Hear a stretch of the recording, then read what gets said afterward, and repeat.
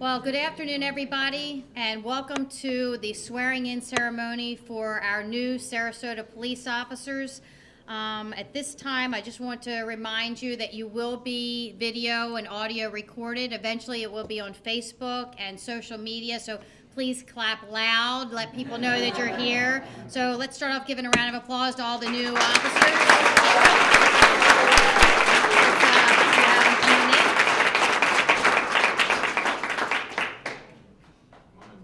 Try it again.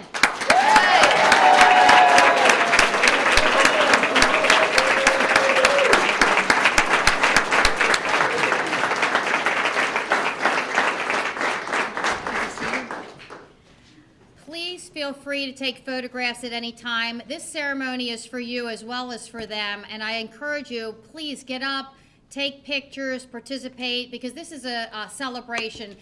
This is a ceremony that is really near and dear to me because having a long line of law enforcement in my family, these type of celebrations are memorable, and this is as much for you as it is for our officers because I know how hard you've worked, and we'll talk a little bit about that later. So just remember, you're going to be filmed, and you'll be able to watch it later. So hello to the community that isn't able to be here with us, and we're so glad that you're watching, and we're really proud of the gentleman that you're about to learn about. So I want to recognize a few dignitaries that are here, and I feel really honored and privileged, and I'll tell you a little bit more about him later, but my dad is here. He's a retired major from the Baltimore Police Department.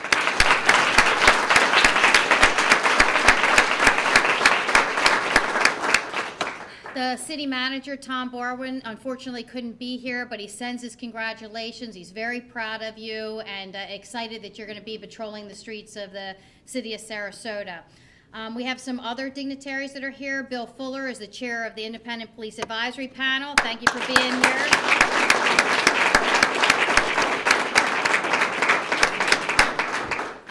Marlon snuck in the back. Our deputy city manager, Marlon Brown, is here representing the city of Sarasota.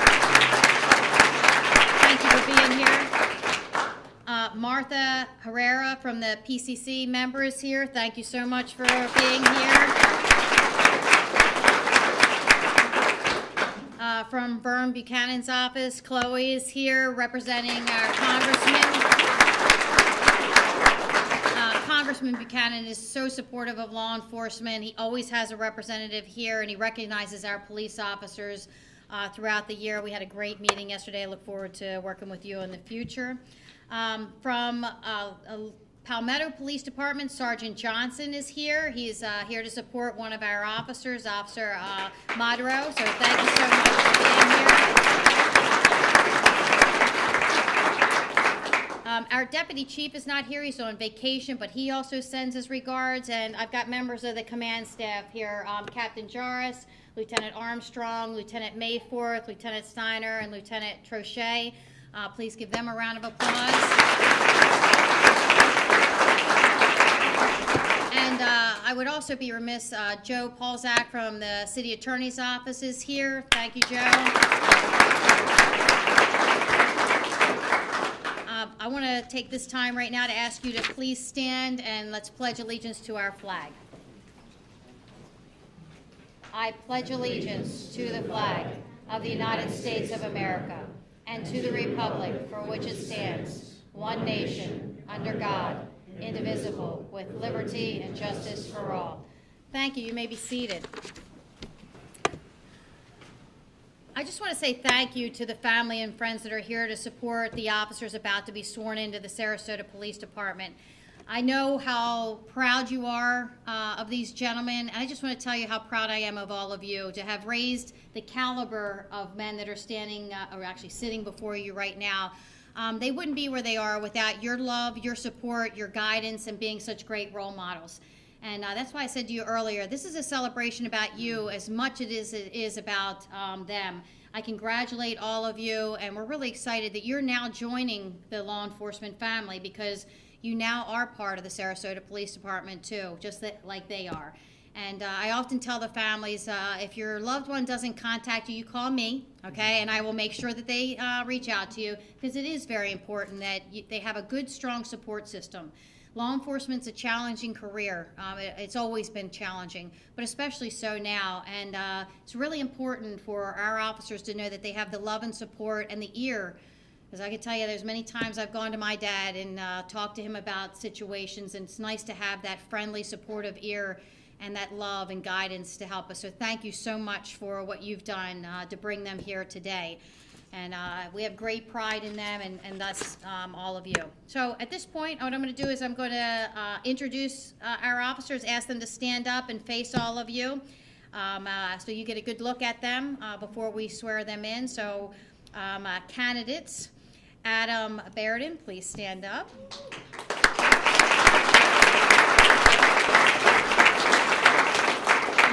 You can stay seated. Stay standing and face the crowd. William Garcia.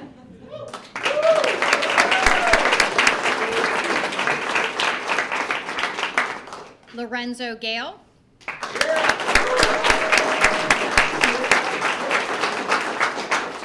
Jack Colby Growling.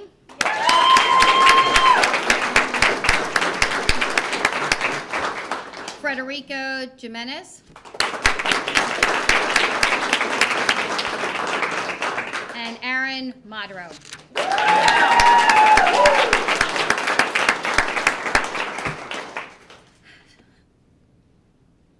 I think it's important to recognize the individuals that helped, besides the families, to get these candidates here. I see Kate Meeks Hall in the back, and I don't know if Jack is here, Jack Carter. They're our recruiters.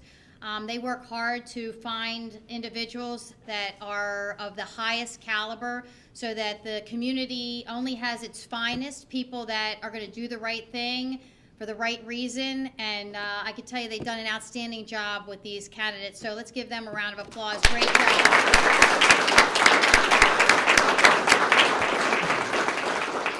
I'd also like to thank our training division. They're here. Could you just raise your hands and stand up so you can give them some recognition? They've done a great job. It actually takes a whole community to develop officers to be able to start as law enforcement officers, and it's not easy to get here. And for the community, for maybe some people are out there are thinking about, maybe I'd like to be a law enforcement officer one day, or for the people that are in the families that don't really understand what it takes to become a police officer, it's not so simple. It's not just about making an application and saying, oh, okay, you want to be a police officer? Great, we'll start you off. It takes almost 18 months from start to finish to get an officer to this point, starting with recruiters who go out to various colleges. We go to military bases. We've even been to Camp Lejeune, trying to recruit really good people to become police officers. And then they apply. They go through a written application, and then they have to go through a series of tests, whether it's an oral interview, written test, go into a police academy, the backgrounds we do on the officers. Most people in our society wouldn't be able to pass a background. We look at who you dated, where you lived, what job you had, what are your finances. We dig down, including psychologicals, medicals, and we even do polygraphs on our police officers to make sure we're getting the best caliber men and women for the Sarasota Police Department. And I could tell you that they are the cream of the crop. They're some of the best that I've seen, and they just are going to match the rest of SPD. I could tell you that. It's not an easy process to become a police officer. So I think they deserve another round of applause.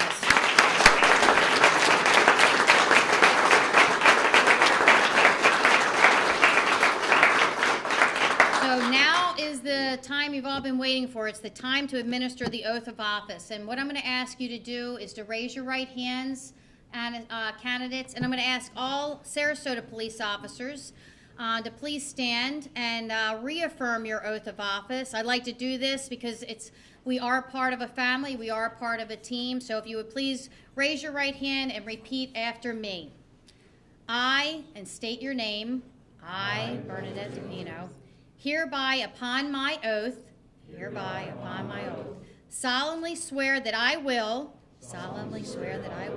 to the best of my ability, uphold, protect, and defend,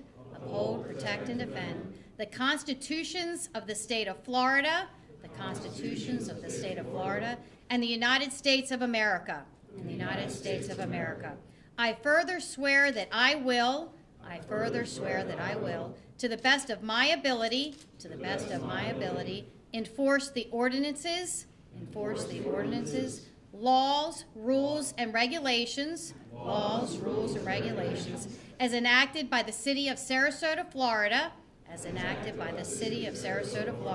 the State of Florida, and the United States of America, I will at all times maintain and conduct myself in a manner befitting a police officer of the City of Sarasota, upon which I am now about to enter. Congratulations. Let's give them a round of applause.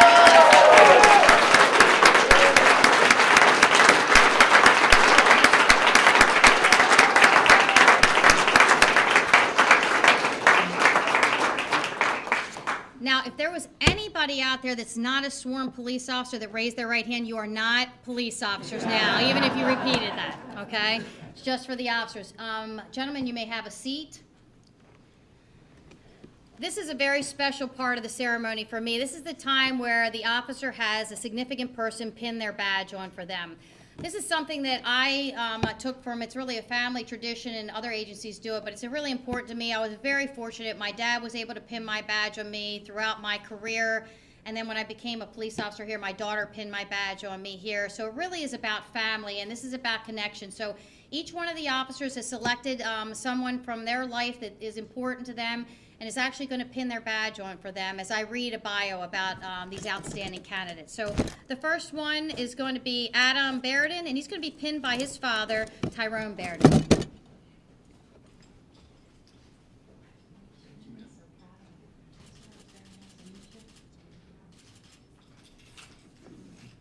Also attending is Adam's mom, Liz, and his fiancee, Kaylee. Officer Bairden is 28 years old, and he was born and raised in Philadelphia, Pennsylvania. He has one sister, Amanda. He moved to Florida in 2008 to attend the University of Tampa. In 2012, he received his Bachelor's of Science degree in criminology and a minor in Spanish. He was commissioned into the Marine Corps Infantry in 2013 and was honorably discharged in April of 2018. He is a company commander in the Marine Corps Reserves. He completed his law enforcement training at Southeastern Public Safety Institute at St. Petersburg College. He chose his career because his father is his biggest role model, and as he grew up, he always admired him and what his job was on a daily basis as a Philadelphia police officer. He enjoyed hearing his stories from work and admired how well known he was within the city and how many people he positively influenced. His goal is to have a diverse career and experience as many positions within the department as possible, expanding his knowledge to the fullest extent so that he may become a well-rounded police officer. Please join me in congratulating Officer Bairden.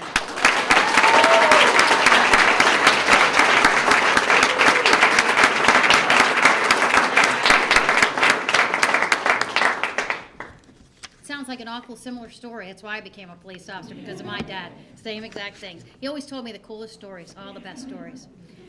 Next is Officer William Garcia. He will be pinned by his wife, Amanda.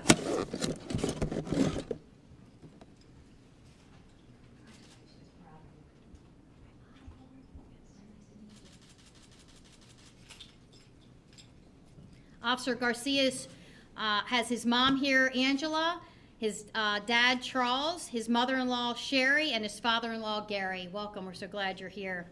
Officer Garcia is 28 years old. He was born in Miami, and he was raised in Palm Bay, Florida, and moved to Sarasota in 2015 after military service. He graduated from Melbourne High School and has a bachelor's degree in biological health sciences from the University of South Florida, Tampa. He served in the United States Marine Corps 0311 as an infantry rifleman from 2011 to 2015. He was deployed in Afghanistan in 2012 for Operation Enduring Freedom. He was stationed in Romania in 2014. He received his law enforcement training from the Law Enforcement Academy at Manatee Technical College.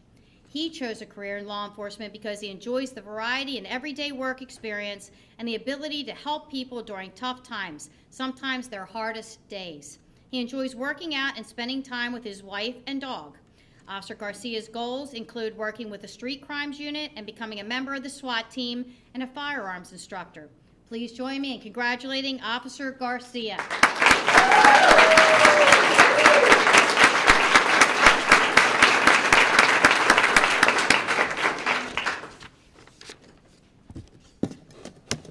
Next is Officer Lorenzo Gale.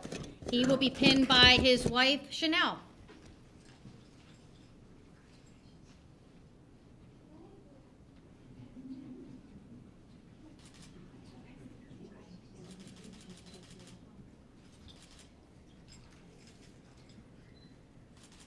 Also attending are his stepdaughter, Alice Hall, his daughter, Maria, and his friends, Amy and Sean Jones.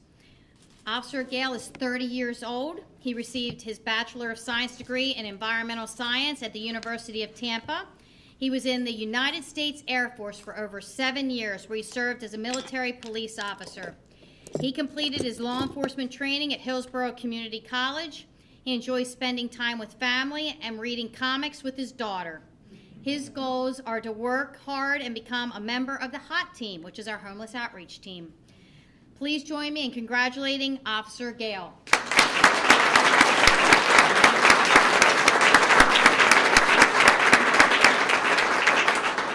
We should ask, what kind of comics? What's your favorite? Batman. Awesome.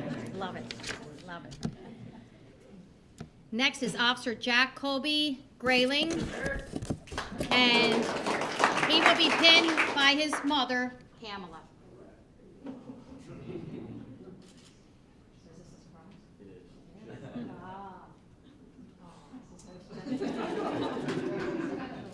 I like when the tears come. Also attending is his dad, Jack, his brother, Jacob, his family friend who is like a brother, Charles Eason, and his grandmother, Nancy Davison. Officer Grayling is 28 years old. He was raised in Ocala and has a younger brother who is a chef.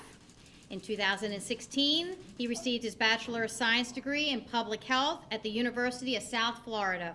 He completed his law enforcement training at Hillsborough Community College. For 2 years, he worked at Grace Point, a Baker Act facility in the Children's Unit as a case manager. He enjoyed helping those in crisis and had the desire to continue that work on a larger scale, is what inspired him to become a law enforcement officer.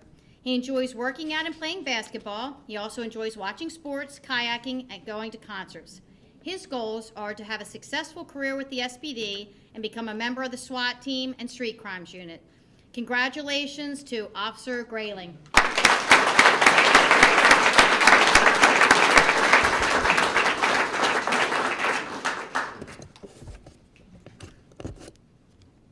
Next is Officer Federico Jimenez. Please come on up. Am I pronouncing your last name right? Is it Jimenez? Thank you for not correcting me. I appreciate it. Thank you. And he is going to be pinned by his son, Caden. No, his wife, Eureka, is going to come up. And I want his son to come up, too. Come on up.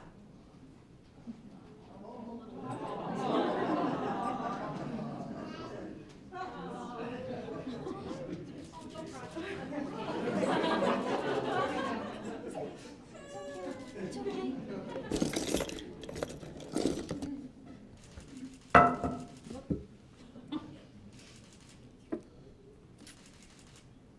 All right. So, oh, don't cry. It's okay. It's all right. It's all right. Federico was born and raised in Reading, Pennsylvania. He has 4 sisters and 1 brother. He's been married to his wife for 3 years, and together they have a 7-month-old son, Caden. He graduated from Reading Senior High School in 2012, and he received an Associate's of Science degree in Business Administration from Southern New Hampshire University in 2018. He served in the United States Marine Corps from 2014 to 2018 as an administrative specialist. He is fluent in English and Spanish. He completed his law enforcement training at Southeastern Public Safety Institute at St. Petersburg College. He is currently pursuing a Bachelor of Science degree in Business Administration at Southern New Hampshire University. He enjoys playing basketball, fishing, and spending time with his wife and son. He chose a law enforcement career because it's an excellent opportunity to engage and interact with the community. He looks forward to the versatility that this type of career offers. His main objective is to gain as much knowledge as possible and to improve his performance day in and day out as a police officer. Please join me in congratulating our officer.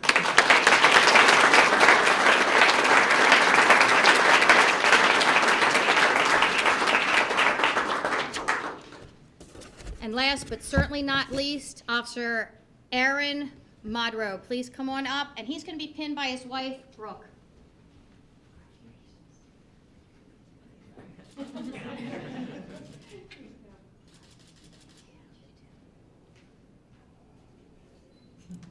Also attending are his parents, Don and Luann Modrow, his sister and brother-in-law, Rachel and Corey Adamendi, his sister, brother-in-law, nephew, Hannah, Chaser, and Liam Hassel, his friends, Mike and Penny Johnson, Brian and Jeanette Rivera, Joey and Stephanie Ruggiero, and Scott and Suzanne Maloney. Officer Modrow is 25 years old, and here, you're gonna have to help me with the name of the city you're from. Wyoming. He was raised in Wyoming. That's not how it's spelled. That's what I can tell you. It's not spelled that way. He was raised in Wyoming, Florida. He graduated from Allendale Academy High School in 2011. He completed his law enforcement training at Manatee Technical College Law Enforcement Academy. He enjoys spending time with family, friends, playing sports, and working out. He has always wanted to be a police officer from a young age, and when the opportunity came to attend the academy and pursue a law enforcement career, he did. His goals are to have a long, successful career at the SPD. He would like to be assigned to work with the traffic, narcotics, and canine units. Please join me in congratulating Officer Modrow.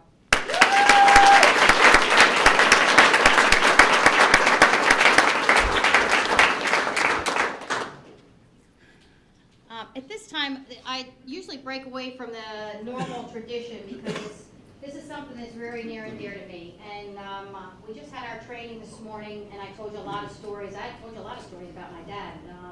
A lot of stuff, lessons and things I learned. And there's some things about being a police officer and the long history of being a police officer that I'd like to share with you. The main one that's important is St. Michael. And I've got some medals for you. And I would like to give you these St. Michael medals, because it's a DePino family tradition. For those that don't know, St. Michael's the patron saint of police officers. And when I became a police officer, my dad gave me a St. Michael's medal. And it was a medal that he carried with him throughout his whole career, and he always felt that it kept him safe.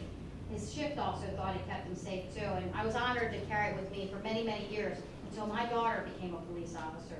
And then I gave her that same medal that my dad carried and that I carried, and I felt like it's keeping her safe also. So in that tradition, I will be honored if you would accept this St. Michael medal from me in honor of that medal that my dad gave to me. This has been blessed by the Pope at the Vatican, and I pray that it keeps you safe like it's kept the DePino family safe all these years, and so I'd be honored if you would accept that. Thank you so much. Thank you. Thank you so much.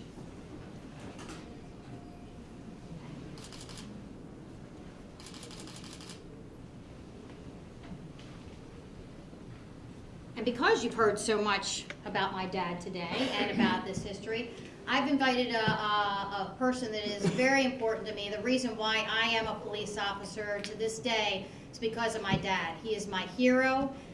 He's my inspiration. He is the reason why my daughter's also a police officer and the reason why I love law enforcement so much. I've learned so much from my dad throughout my whole life. He's been my rock and my advisor and my mentor. Feel so blessed to have had him as a father, and he's a good man. And I felt it was important for you to hear a little bit from him, so I've invited him to say a few words to you. And so, Major, if you wouldn't mind, come on up and share a little bit of inspiration to these officers. Tough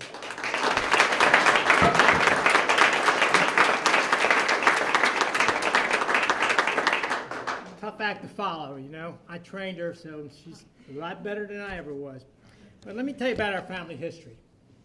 My dad was a commander in Baltimore City, and I wanted to raise to the same rank, which I did. And then my daughter, of course, became a police officer, and her daughter. And my dad lived to be 95, so we're very fortunate that we had 4 living generations. We were blue bloods before they even thought about the show, you know. But I can tell you this much.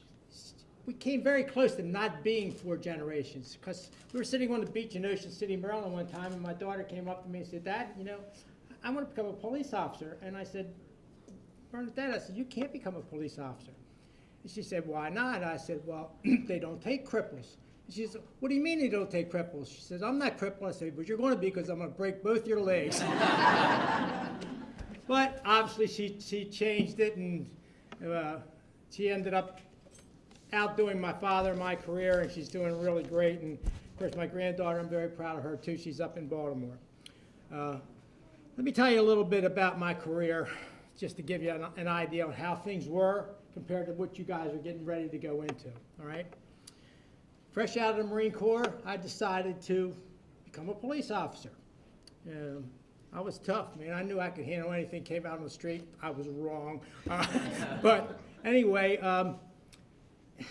when I went out there were a few things one of the props that I have here I'm going to show you, but the only thing that you got in Baltimore City back in 1960, and I was very fortunate, of course, that I went on the police department in 1960 right out of the Marine Corps, because I was between wars, between Korea and Nam. So I missed the 2 wars as a Marine, which disappointed me from some of you Marines and officers that are there. We were, you know, trained to go to war.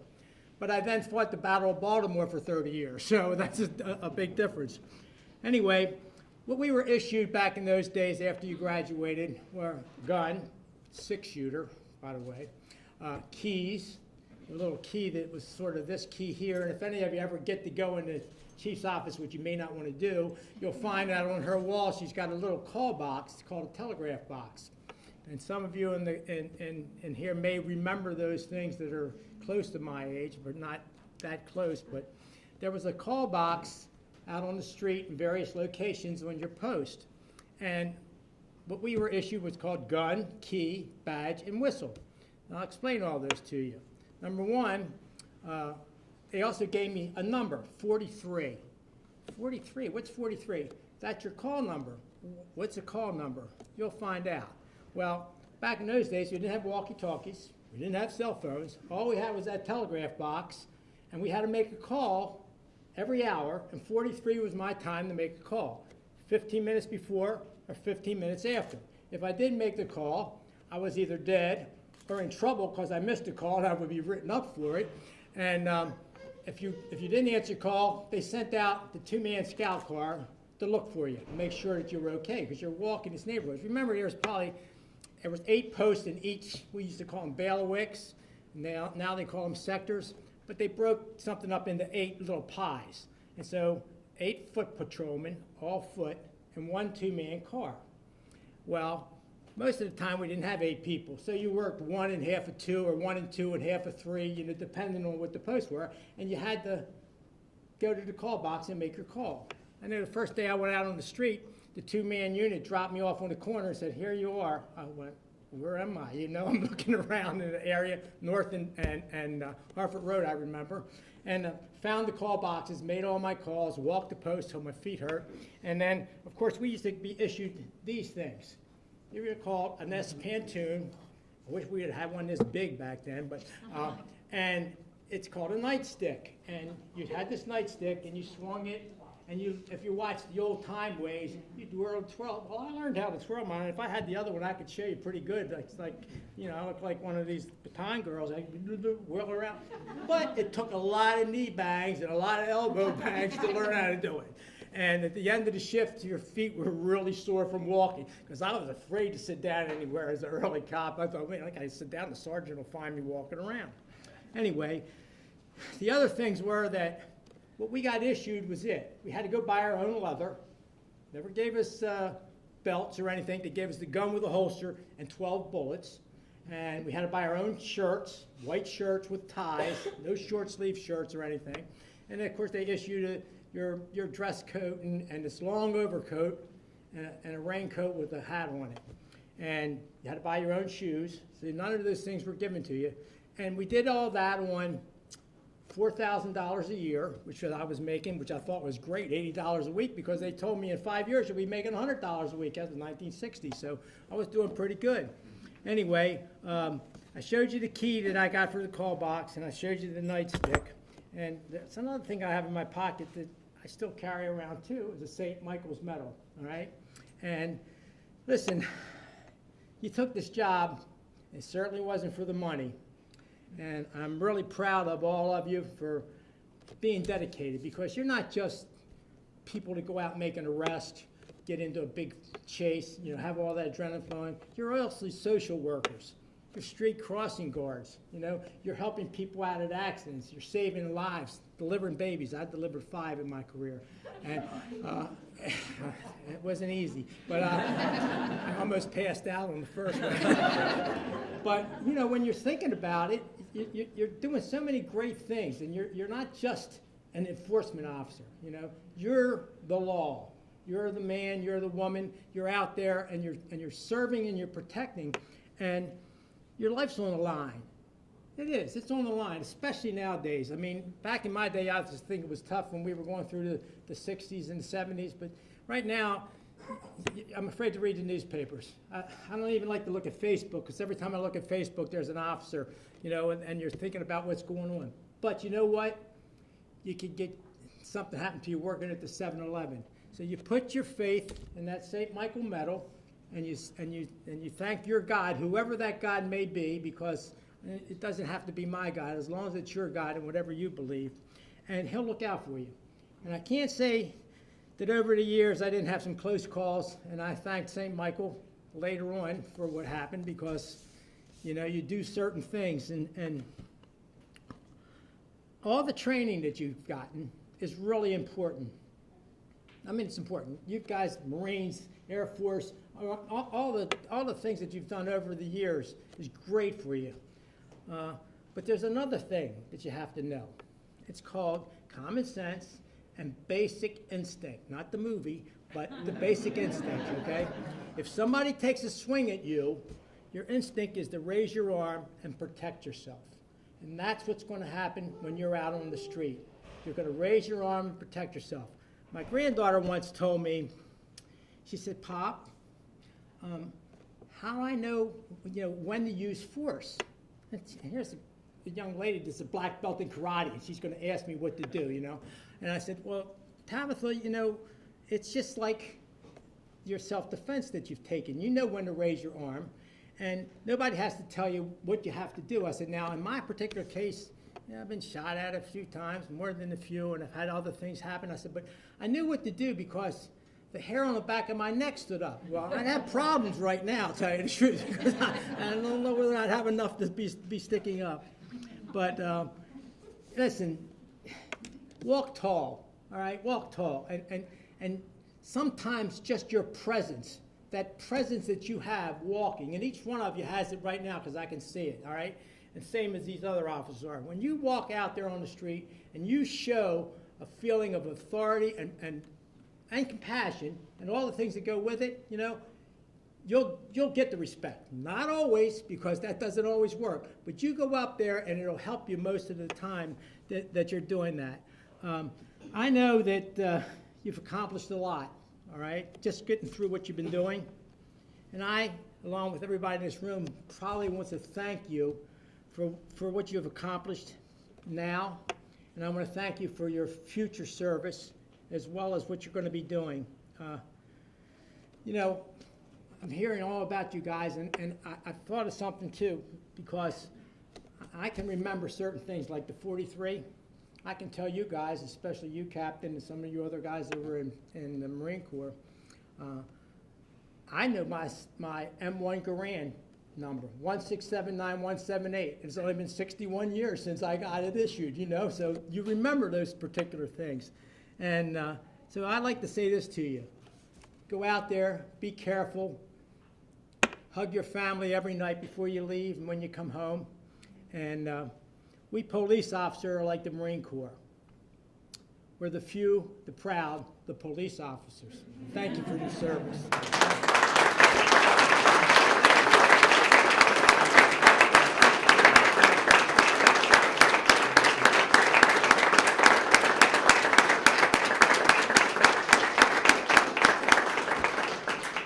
Thanks, Dad. That's the best.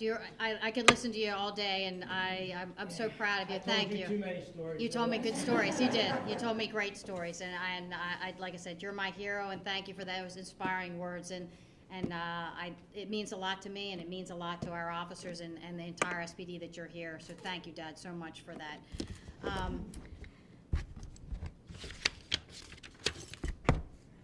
I don't think I have anybody from the city that's going to give any closing remarks, so I will give just a few last remarks to you. When you go out on the street, remember that you're there to serve a community, that you represent law enforcement all over the country, all over the world. Remember this badge, okay? Keep it shiny all the days of your career. I hope and wish that you are as happy throughout your entire career as you are this day, and remember this day. Remember what I taught you about self-satisfaction. He's the one that told me that story, okay, every day. And I like to thank you also for your commitment to our community. And be professional, be compassionate, do the right thing, and I'll lastly say, be safe. Let's give them all a round of applause.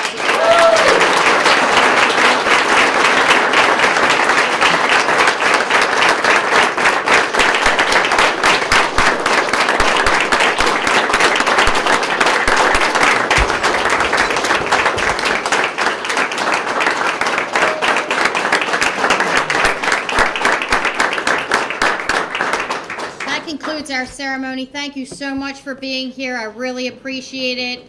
Anything we can ever do, please let us know. You are now part of the SPD family too. Congratulations. Go out there and get them.